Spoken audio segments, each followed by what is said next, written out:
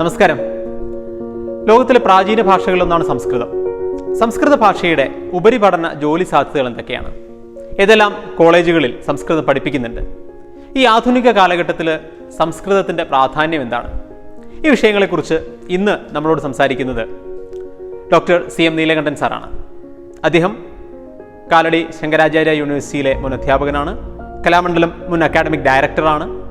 30-ലധികം സംസ്കൃത ഗ്രന്ഥങ്ങളുടെ രചയിതാവാണ്. അദ്ദേഹത്തിൻ്റെ വാക്കുകൾ കേൾക്കാം.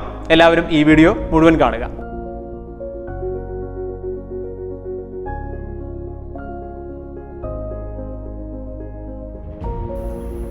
നമസ്കാരം.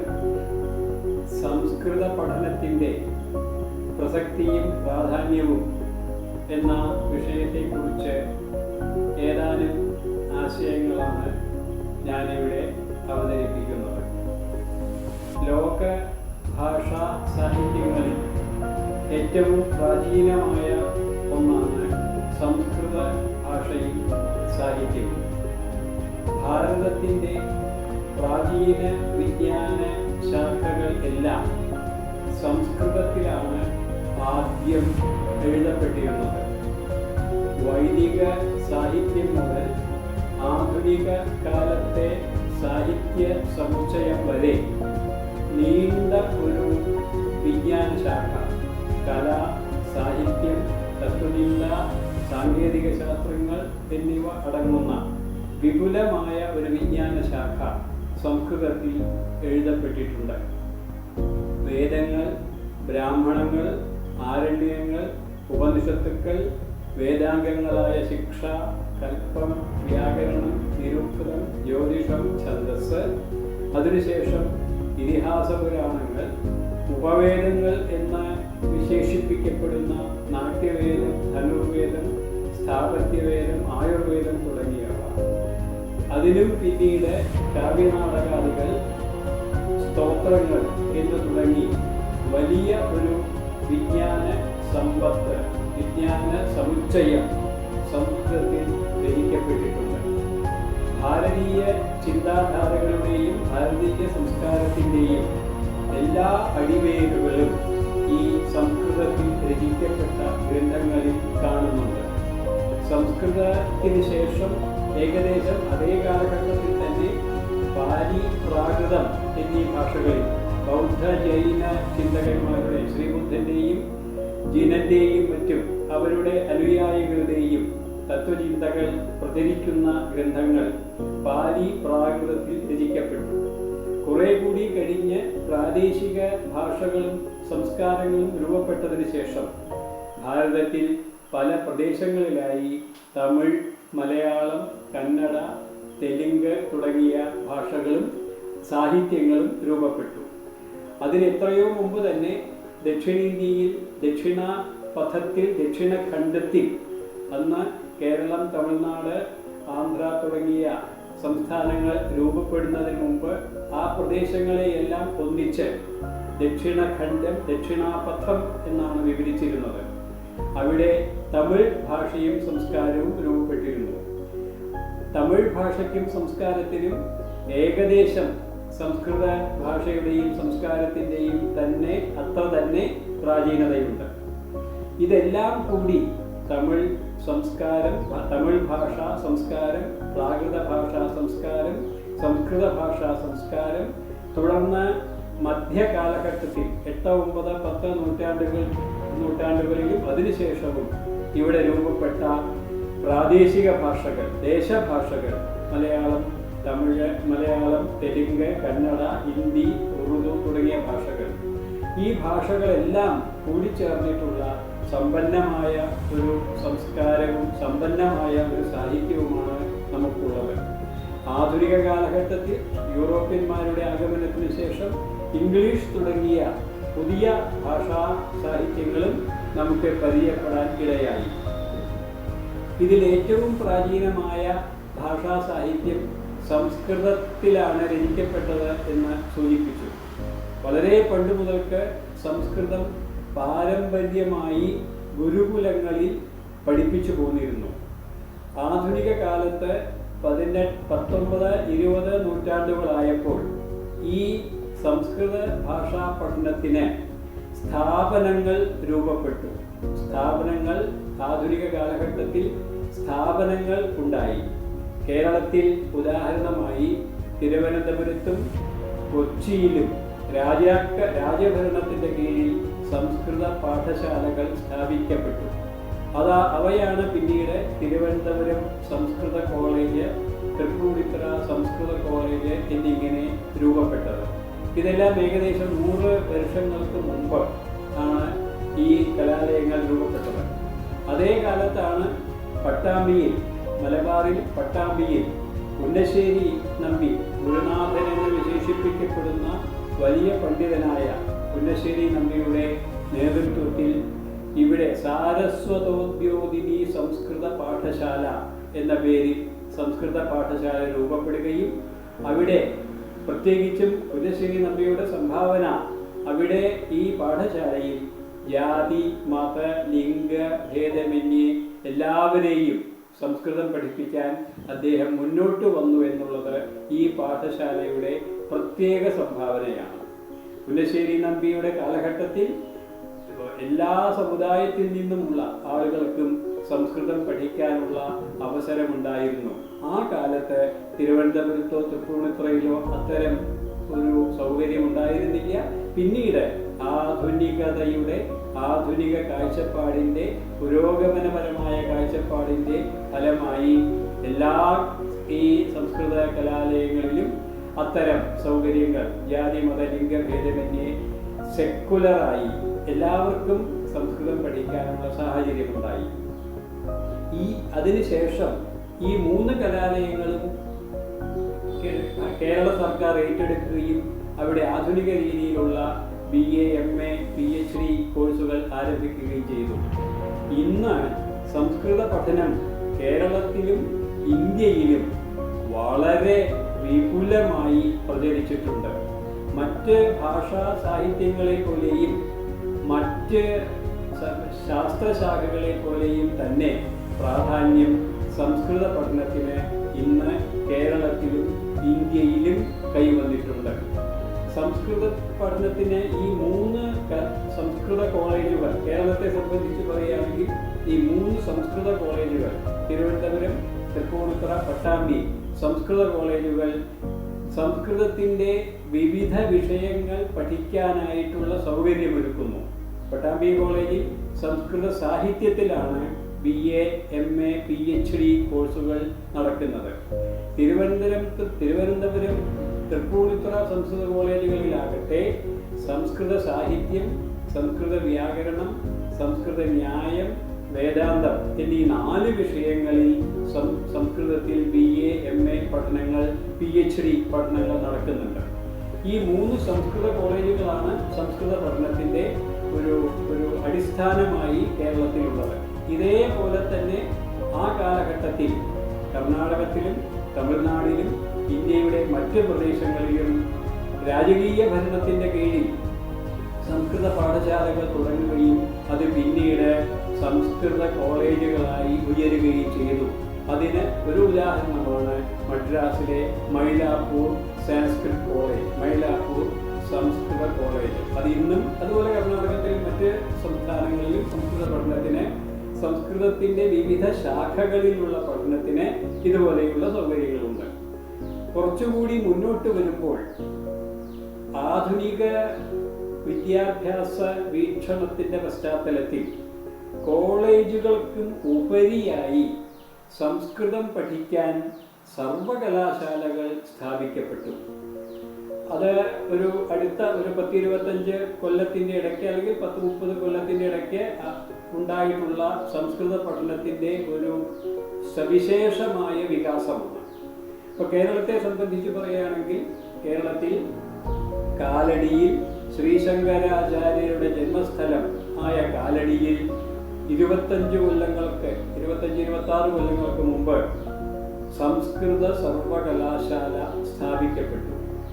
അവിടെ ഈ സംസ്കൃത കോളേജുകളിൽ സംസ്കൃതത്തിൻ്റെ വിവിധ ശാഖകളായ സാഹിത്യം, വ്യാകരണം, ന്യായം, വേദാന്തം എന്നീ വിഷയങ്ങളിലെല്ലാം BA, MA, MPhil, PhD കോഴ്സുകൾ നടക്കുന്നതോടൊപ്പം സംസ്കൃതവുമായി ബന്ധപ്പെട്ട മറ്റ് വിഷയങ്ങൾ, വേദപഠനം, അതുപോലെ വാസ്തുവിദ്യ, അതുപോലെ ആയുർവേദം തുടങ്ങിയിട്ടുള്ള വിഷയങ്ങളിലും സംസ്കൃതവുമായി ബന്ധപ്പെട്ട മറ്റു വിഷയങ്ങളിലും അവിടെ MA, BA, MA, PhD കോഴ്സുകൾ നടക്കുന്നുണ്ട്.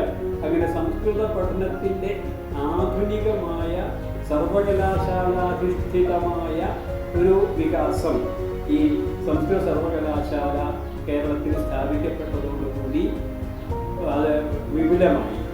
ഇതേപോലെ അതിനുശേഷം കർണാടകത്തിൽ ബാംഗ്ലൂർ ആസ്ഥാനമായി ഒരു സ്വതന്ത്ര സംസ്കൃത സർവകലാശാല കർണാടക ഗവൺമെൻറ്റിൻ്റെ സംസ്കൃത സർവകലാശാല അടുത്ത കാലത്ത് സ്ഥാപിക്കപ്പെട്ടു. ഇതുപോലെ ഈ ഇന്ത്യയിൽ മറ്റു പല സ്ഥലത്തും രാജസ്ഥാൻ, ഉത്തരാഖണ്ഡ്, അതുപോലെ വാരാണസി തുടങ്ങിയ മറ്റ് പ്രദേശങ്ങളിലും സംസ്കൃത സർവകലാശാലകൾ ആധുനിക കാലത്ത് സ്ഥാപിക്കപ്പെടുകയും അവിടെയെല്ലാം സംസ്കൃതത്തിലെ വിവിധ വിഷയങ്ങൾ, ഇവിടെ ഇപ്പോൾ വ്യാകരണം, ന്യായം, സാഹിത്യം, വേദാന്തം, വൈദിക പഠനം, ആയുർവേദം, അതുപോലെ വാസ്തുശാസ്ത്രം എന്നൊക്കെ പറഞ്ഞതിൻ്റെ പുറത്ത് ഇതിൽ ഓരോ വിഷയത്തിലും പ്രത്യേകമായ സവിശേഷമായ സ്പെഷ്യലൈസേഷൻ ഈ സംസ്കൃത സർവകലാശാലകളിൽ നടക്കുന്നുണ്ട്. പുരാണങ്ങൾ, ധർമ്മശാസ്ത്രം, അതുപോലെ മീമാംസ തുടങ്ങിയിട്ടുള്ള ദർശനങ്ങൾ, വേദാന്തം തുടങ്ങി പ്രത്യേക വിഷയങ്ങളിൽ ഈ സർവകലാശാലകളിലെല്ലാം പഠനങ്ങൾ നടക്കുന്നുണ്ട്. ഇതേപോലെ ഇന്ന് സംസ്കൃത പഠനത്തിനുള്ള ഒരു വലിയ വികാസം നമുക്ക് ഇവിടെ ഉണ്ടായത്, ഇന്ത്യയിൽ ഉണ്ടായത്, അതിന് കാരണമായിട്ടാണ് ഡൽഹിയിലെ രാഷ്ട്രീയ സംസ്കൃത സംസ്ഥാൻ ഡീംഡ് യൂണിവേഴ്സിറ്റി, രാഷ്ട്രീയ സംസ്കൃത സംസ്ഥാൻ ഡീംഡ് യൂണിവേഴ്സിറ്റി എന്ന ഒരു വലിയ സ്ഥാപനം കേന്ദ്ര ഗവൺമെൻറ്റിൻ്റെ ഡൽഹിയിൽ ആരംഭിക്കുകയും കുറേ വർഷങ്ങൾക്ക് മുമ്പ് ആരംഭിക്കുകയും ആ രാഷ്ട്രീയ സംസ്കൃത സംസ്ഥാൻ വളരെ വിപുലമായ രീതിയിൽ സംസ്കൃത പഠനത്തിനും സംസ്കൃത വിജ്ഞാന പോഷണത്തിനും നിരവധി പ്രോജക്റ്റുകളും ഫണ്ടുകളും അനുവദിക്കാനുള്ള സൗകര്യം ഉണ്ടാക്കുകയും ചെയ്തിട്ടുണ്ട്. രാഷ്ട്രീയ സംസ്കൃത സംസ്ഥാന്റെ കീഴിൽ തന്നെ നിരവധി ഡീംഡ് യൂണിവേഴ്സിറ്റികൾ, സംസ്കൃത പഠനത്തിന് മാത്രമായിട്ടുള്ള ഡീംഡ് യൂണിവേഴ്സിറ്റികൾ ഇന്ത്യയിൽ പല പ്രദേശങ്ങളിലുമുണ്ട്.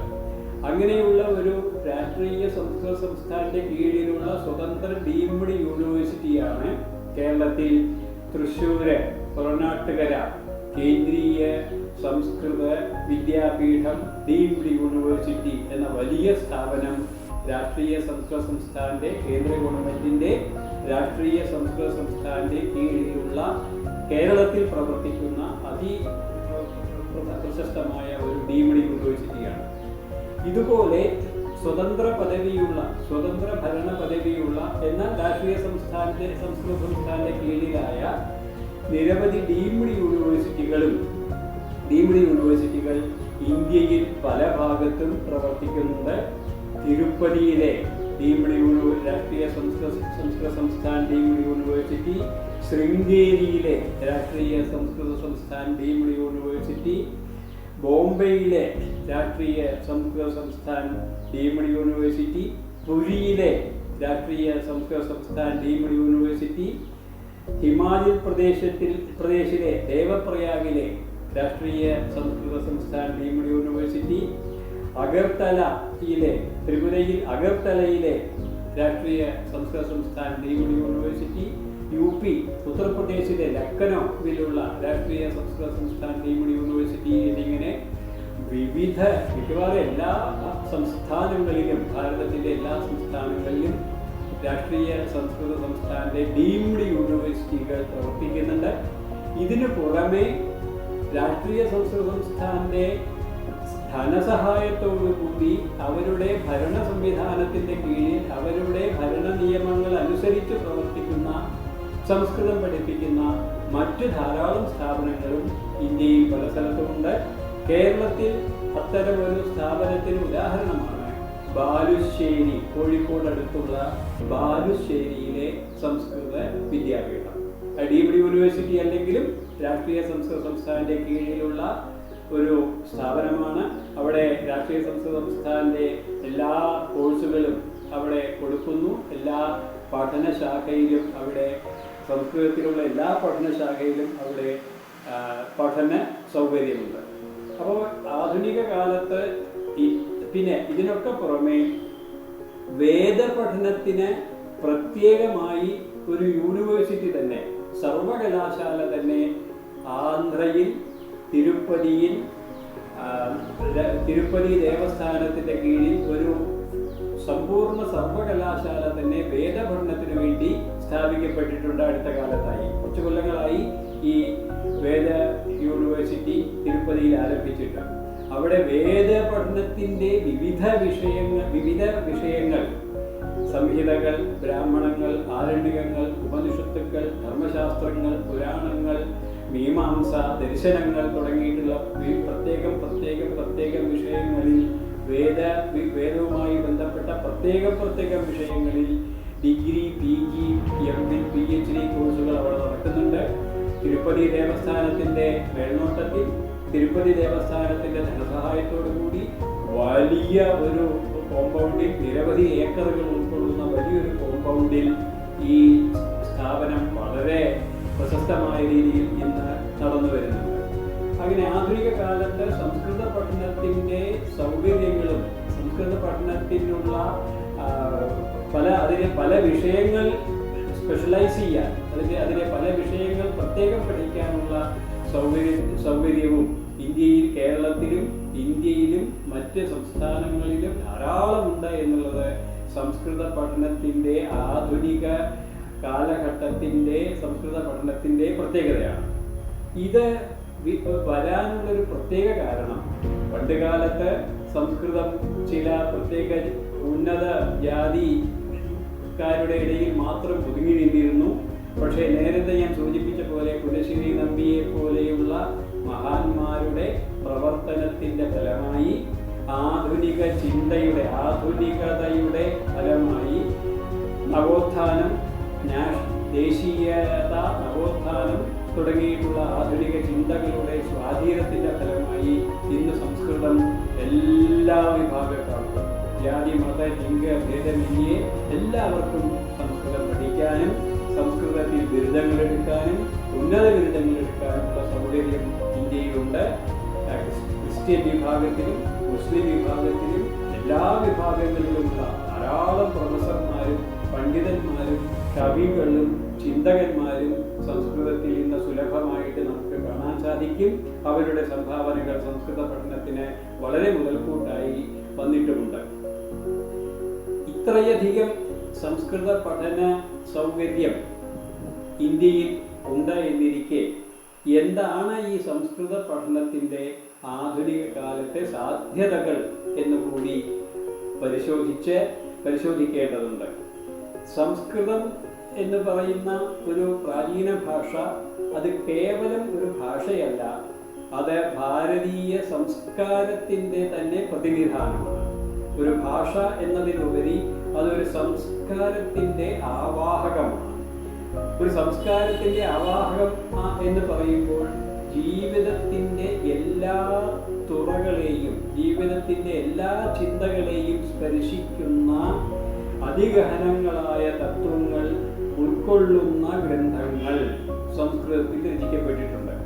നേരത്തെ ഞാൻ സൂചിപ്പിച്ച വേദങ്ങളുമായി ബന്ധപ്പെട്ട ബ്രാഹ്മണങ്ങൾ, ഉപനിഷത്തുക്കൾ, ആരണ്യകങ്ങൾ, വേദാംഗങ്ങൾ എന്ന് വിശേഷിപ്പിക്കപ്പെടുന്ന ശിക്ഷ, വ്യാകരണം, നിരുക്തം, ജ്യോതിഷം, ഛന്ദസ്, കൽപ്പം എന്നീ 6 വിജ്ഞാനശാഖകൾ, ഉപവേദങ്ങൾ എന്ന് വിശേഷിപ്പിക്കപ്പെടുന്ന ഗാന്ധർവവേദം, സംഗീതത്തെക്കുറിച്ചുള്ള ശാസ്ത്രം, ആയുർവേദം, മെഡിസിൻ, സ്ഥാപത്യവേദം, സ്ഥപതി, ആശാരി അല്ലെങ്കിൽ എഞ്ചിനീയർ, സ്ഥപതിയെ സംബന്ധിച്ചിട്ടുള്ള അറിവ് ഉൾക്കൊള്ളുന്ന വേദം സ്ഥാപത്യവേദം, എഞ്ചിനീയറിംഗ്, അപ്പോൾ എഞ്ചിനീയറിംഗ്, മെഡിസിൻ, മ്യൂസിക്, അത് കഴിഞ്ഞാൽ നാട്യവേദം, നൃത്തം, സംഗീതം തുടങ്ങിയവയെക്കുറിച്ചുള്ള വേദം, ധനുർവേദം, വെപ്പണോളജി, ആയുധങ്ങളെക്കുറിച്ച് സംബന്ധിച്ചുള്ള അറിവുകൾ, ഇങ്ങനെ വേദങ്ങളുമായി ബന്ധപ്പെട്ട ഉപവേദങ്ങൾ. ഇതിനുശേഷം വ്യാകരണം എന്ന മഹത്തായ ഒരു വിജ്ഞാനശാഖ, ഷഡ് ദർശനങ്ങൾ, സാഖ്യം, യോഗം, ന്യായം, വൈശേഷികം, മീമാംസ, വേദാന്തം എന്ന ഷഡ്ദർശനങ്ങൾ. ഈ ഓരോ ദർശനങ്ങളിലുമുള്ള ഉപദർശനങ്ങൾ, ഉപവിഭാഗങ്ങൾ, അങ്ങനെ പിന്നെ ബുദ്ധമതം, ജൈനമതം, ആ ദർശനങ്ങളിലുള്ള ഉപവിഭാഗങ്ങൾ, അതിനുശേഷം പുരാണങ്ങൾ, 18 പുരാണം, പ്രധാനപ്പെട്ട 18 പുരാണം, ഉപപുരാണങ്ങൾ, ഉപപുരാണങ്ങൾ, അത് കഴിഞ്ഞാൽ ഇതിഹാസങ്ങൾ, അത് കഴിഞ്ഞാൽ കാവ്യ, നാടക, സ്തോത്ര തുടങ്ങിയ സാഹിത്യം എന്നിങ്ങനെ രീതിയിൽ ഭാരതീയ സംസ്കാരത്തിൻ്റെ, ഭാരതീയ പാരമ്പര്യത്തിൻ്റെ, ഭാരതീയ ചിന്തയുടെ തന്നെ എല്ലാ സ്രോതസ്സുകളും ഉൾക്കൊള്ളുന്ന ഒരു വലിയ വിജ്ഞാനശാഖയായിട്ട് സംസ്കൃതം ഇന്ന് നിലകൊള്ളുന്നു. ഇതിൽ നിന്ന് നമുക്ക് ആധുനിക കാലഘട്ടത്തിലേക്ക് ആവശ്യമുള്ള ചിന്തകൾ സ്വീകരിക്കുകയും ആധുനിക ചിന്തകളുമായി അവയെ സമന്വയിപ്പിക്കുകയും ചെയ്തുകൊണ്ടുള്ള ഒരു പുനരാവിഷ്കാരം ആണ് ഇന്ന് സംസ്കൃത പഠനത്തിൻ്റെ പ്രാധാന്യമായി, അതിൻ്റെ ഒരു ലക്ഷ്യമായി ഇന്ന് ഇന്ത്യയിലും കേരളത്തിലും ഇന്ത്യയിലും ലോകത്തെങ്ങും സ്വീകരിച്ചിട്ടുള്ളത്. ഉദാഹരണത്തിന് ആയുർവേദത്തിൻ്റെ സംഭാവന നമ്മളിവിടെ സൂചിപ്പിച്ചു കഴിഞ്ഞു. ആയുർവേദം എന്ന് പറയുന്നത് ഒരു സമഗ്ര ശാസ്ത്രമാണ്. ഒരു വ്യക്തിയുടെ മനസ്സ്, ശരീരം, ആ വ്യക്തി ജീവിക്കുന്ന ചുറ്റുപാട്, അന്തരീക്ഷം, ആ വ്യക്തിയുടെ സംസ്കാരം, ഭക്ഷണം തുടങ്ങി എല്ലാ കാര്യങ്ങളും പഠിച്ചുകൊണ്ടുള്ള ഒരു ചികിത്സ. ആയുർവേദത്തിന് ഹോളിസ്റ്റിക് എന്ന് പറയും, സമഗ്രമായ ഒരു സമീപനം. ഒരു രോഗത്തെ മാത്രമല്ല ആയുർവേദം ലക്ഷ്യമാക്കുന്നത്, രോഗത്തെയും രോഗിയെയും ലക്ഷ്യമാക്കുന്നു. അപ്പൊ രോഗത്തെയും രോഗിയെയും ഒന്നിച്ചു കാണണമെങ്കിൽ മനസ്സും ശരീരവും വേണം. മനസ്സും ശരീരവും വിശകലനം ചെയ്യണമെങ്കിൽ ആ രോഗിയുടെ മാനസിക ഘടന, ജീവിക്കുന്ന അന്തരീക്ഷം, സംസ്കാരം, ആ വ്യക്തിയുടെ ഭക്ഷണ രീതി, ഭക്ഷണശൈലി, ദിനചര്യ തുടങ്ങിയിട്ടുള്ള നിരവധി കാര്യങ്ങൾ. അപ്പോൾ ഒരു ഹോളിസ്റ്റിക് അപ്രോച്ച്. അപ്പോൾ ആയുർവേദത്തിൻ്റെ ഈ സമഗ്ര വീക്ഷണം എന്നുള്ളത് ഭാരതീയ ആയുർവേദ ശാസ്ത്രത്തിൻ്റെ ഒരു മഹത്തായ സംഭാവനയാണ്. ലോകത്തിലെ ആധുനിക വൈദ്യശാസ്ത്രം, അലോപ്പതി എത്ര മുന്നോട്ട് പോയാലും ആയുർവേദത്തിൻ്റെ ഈ സമഗ്ര വീക്ഷണം എന്നുള്ളത് ഇപ്പോഴും അലോപ്പതി മെഡിക്കൽ ശാഖയ്ക്ക് അന്യമാണ്. അലോപ്പതി മെഡിക്കൽ ശാഖ ഭാരതീയ ആയുർവേദ ശാഖയിൽ നിന്ന് ഈ സമഗ്ര വീക്ഷണത്തെക്കുറിച്ചുള്ള ചിന്തകൾ സ്വീകരിക്കാൻ തയ്യാറാണ്, സ്വീകരിച്ചു കൊണ്ടിരിക്കുന്നുണ്ട്. അപ്പോൾ ആയുർവേദത്തെ സംബന്ധിച്ച് ആയുർവേദത്തിൻ്റെ അടിസ്ഥാന ചിന്തകളും ദർശനങ്ങളും ആധുനിക മെഡിക്കൽ ചിന്തകളും കൂടി ചേർത്ത് ഒരു സിന്തസിസ്, ഒരു സമന്വയം നമുക്ക് ആധുനിക കാലത്ത് മെഡിക്കൽ ഫീൽഡിൽ തന്നെ, വൈദ്യശാസ്ത്രത്തിൻ്റെ മേഖലയിൽ തന്നെ ആവശ്യമാണ് എന്നുള്ള ചിന്ത ലോകം മുഴുവൻ അംഗീകരിക്കപ്പെട്ടിട്ടുണ്ട്.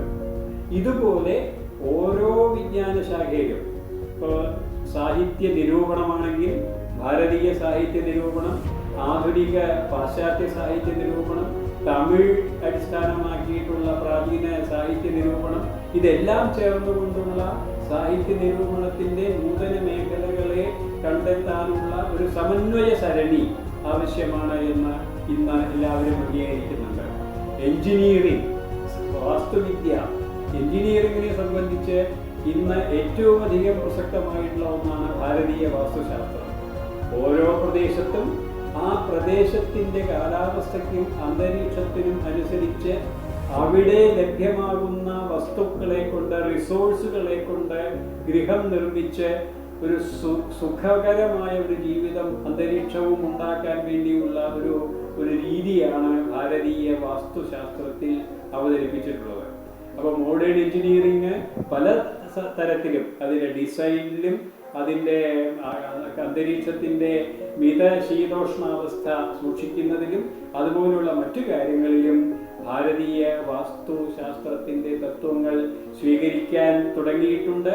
ആ മേഖലയിലും മോഡേൺ എഞ്ചിനീയറിംഗും പ്രാചീന ഭാരതീയ വാസ്തുശാസ്ത്രവും തമ്മിലുള്ള ഒരു സിന്തസിസ് നമുക്ക് ആവശ്യമാണ് എന്ന് ഇന്ന് അംഗീകരിക്കപ്പെട്ടിട്ടുണ്ട്. ഇതുപോലെ ഓരോ മേഖലയിലും ഗ്രാമർ, വ്യാകരണത്തിന്റെ മേഖലയിലായാലും സാഹിത്യ നിരൂപണത്തിന്റെ മേഖലയിലായാലും നാടകത്തിന്റെ, ഇപ്പോൾ കൂടിയാട്ടം പോലെ കഥകളി പോലെയുള്ള കേരളത്തിലെ അതിപ്രശസ്തങ്ങളായ നാടക അവതരണ സമ്പ്രദായങ്ങളിൽ അല്ലെങ്കിൽ രംഗാവതരണ സമ്പ്രദായങ്ങളിൽ ഭരതന്റെ നാട്യശാസ്ത്രത്തിന്റെ സ്വാധീനം നമുക്ക് കാണാം. എന്നാൽ നാട്യശാസ്ത്രത്തിനുള്ളത് മാത്രമല്ല ഇവയിൽ കാണുന്നത്. നാട്യശാസ്ത്രം BC 2-ാം നൂറ്റാണ്ട് 3-ാം നൂറ്റാണ്ട് 2000 കൊല്ലത്തിലധികം മുമ്പ് രചിക്കപ്പെട്ട നാട്യശാസ്ത്രത്തെ അടിസ്ഥാനപ്പെടുത്തി പിന്നീട് ദേശപരവും കാലപരവുമായി വന്നിട്ടുള്ള വികാസങ്ങളും പരിണാമങ്ങളും സ്വീകരിച്ചുകൊണ്ട് ഒരു തനതായ നാട്യവേദി രൂപപ്പെടാൻ ഈ കഥകളി, കൂടിയാട്ടത്തിലും കഥകളിയിലും അതുപോലെ തുള്ളല് തുടങ്ങിയിട്ടുള്ള, അതുപോലെ ഭരതനാട്യം, മോഹിനിയാട്ടം തുടങ്ങിയവയിലെല്ലാം രംഗകലകളിലെല്ലാം സാധിച്ചിട്ടുണ്ട്. ഇവിടെയും നമുക്ക് നമ്മുടെ സംസ്കൃതത്തിൽ രചിക്കപ്പെട്ട നാട്യശാസ്ത്രവും അതുപോലെയുള്ള അതിനുശേഷം രചിക്കപ്പെട്ട ഗ്രന്ഥങ്ങളും കാലഘട്ടത്തിനനുസരിച്ചുള്ള മാറ്റങ്ങളോടുകൂടി അവതരിപ്പിക്കപ്പെട്ട ആശയങ്ങളും നമുക്ക് സ്വീകാര്യമായി വരുന്നു. ഇങ്ങനെ എല്ലാ വിജ്ഞാന ശാഖകളിലും ഇന്ന് നമുക്ക് സംസ്കൃതത്തിലെ വിജ്ഞാന ശാഖകൾ ആധുനിക വിജ്ഞാന ശാഖകളുമായി ബന്ധപ്പെടുത്തി സമന്വയിപ്പിച്ച് ഒരു പുതിയ ചിന്താപദ്ധതി ഉണ്ടാക്കാൻ നമുക്ക് സഹായകമായി തീർന്നിട്ടുണ്ട്. സംസ്കൃത പഠനത്തിൻ്റെ ഏറ്റവും വലിയ സാധ്യത എന്ന് പറയുന്നത് ഈ സമന്വയമാണ്. ഇപ്പോൾ കൗടില്യൻ്റെ അർത്ഥശാസ്ത്രത്തിൽ പൊളിറ്റി ഉണ്ട്, രാഷ്ട്രതന്ത്രമുണ്ട്, എക്കോണമി ഉണ്ട്, സാമ്പത്തിക ശാസ്ത്രമുണ്ട്, മാനേജ്മെന്റ് ഉണ്ട്. അതും പോരാ, അതിനപ്പുറം ഒരുപാട് സൈന്യങ്ങളെക്കുറിച്ച്, സൈന്യവിന്യാസങ്ങളെക്കുറിച്ച്, അതിനുമപ്പുറത്തെ കെമിസ്ട്രി, രസതന്ത്രശാസ്ത്രം തുടങ്ങിയിട്ട് ആൽക്കഹോളിനെ കുറിച്ച് തുടങ്ങിയിട്ടുള്ള നിരവധി വിഷയങ്ങൾ അർത്ഥശാസ്ത്രം പോലെയുള്ള ഗ്രന്ഥങ്ങളിൽ വിവരിക്കുന്നുണ്ട്. ഇതെല്ലാം തന്നെ നമുക്ക് ആധുനിക, പക്ഷേ ഇതെല്ലാം ഇതുപോലെ പണ്ടത്തെ ഈ ഗ്രന്ഥങ്ങളിൽ പ്രതിപാദിക്കപ്പെട്ട വിഷയങ്ങൾ അതേപോലെ ഇന്ന് നമുക്ക് ഉപയോഗിക്കാൻ അല്ലെങ്കിൽ ഇന്ന് നമുക്ക് പ്രസക്തമാവാൻ സാധിക്കുമോ എന്ന് ചോദിച്ചാൽ നമ്മൾ അവിടെ ത്യാജ്യഗ്രാഹ്യ വിവേകത്തോടു കൂടി കൊള്ളേണ്ടതിനെ കൊള്ളുകയും തള്ളേണ്ടതിനെ തള്ളുകയും യുക്തിയോടുകൂടി, യുക്തിചിന്തയോടുകൂടി, ആധുനിക കാഴ്ചപ്പാടോടുകൂടി കൊള്ളേണ്ടതിനെ കൊള്ളുകയും തള്ളേണ്ടതിനെ തള്ളുകയും ചെയ്തുകൊണ്ടുള്ള ഒരു സമന്വയം ഇന്ന് നമ്മൾ സാധിച്ചെടുക്കുന്ന ഒരു പശ്ചാത്തലത്തിലാണ് ഈ സംസ്കൃത പഠനത്തിൻ്റെയും സംസ്കൃത വിജ്ഞാന ശാഖകളുടെയും പ്രസക്തി ഇന്ന് നിൽക്കുന്നത്. കേരളത്തിലെയും ഇന്ത്യയിലെയും ലോകത്തിൽ മുഴുവനുമുള്ള സാമൂഹ്യശാസ്ത്രം, മനഃശാസ്ത്രം, തത്വചിന്ത, ആന്ത്രോപോളജി, നരവംശശാസ്ത്രം, കൾച്ചറൽ സ്റ്റഡീസ്, സംസ്കാര പഠനം, സാഹിത്യ പഠനം തുടങ്ങി വേദപഠനം തുടങ്ങിയിട്ടുള്ള എല്ലാ വിഷയങ്ങളിലും ഇത്തരത്തിലുള്ള ഒരു സമന്വയ ദർശനത്തിന് സംസ്കൃതം സമ്പന്നമായ റിസോഴ്സസ് കൊടുക്കുന്നു എന്നുള്ളതാണ് സംസ്കൃത പഠനത്തിൻ്റെ ഇന്നത്തെ പ്രസക്തി. കൂടാതെ ഒരു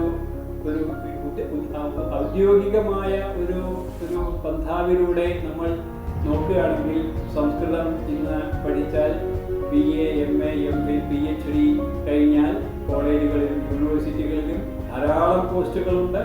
മാത്രമല്ല +2-ലും ഹൈസ്കൂളുകളിലും UP സ്കൂളുകളിലും ഒക്കെ ധാരാളം സംസ്കൃത പോസ്റ്റുകൾ ഇന്നുണ്ട്. കേരളത്തെ സംബന്ധിച്ച് സംസ്കൃതം ഉപരിപഠനം കഴിഞ്ഞ് BEdോ MPhilോ PhDയോ കഴിഞ്ഞ് പഠനം കഴിഞ്ഞിട്ടുള്ള വളരെ കുറച്ച് ആളുകളെ ജോലിയില്ലാതെ വെറുതെ ഇരിക്കുന്നുള്ളൂ. അങ്ങനെ വെറുതെ ഇരിക്കാനുള്ള സാധ്യത വളരെ കുറവാണ്.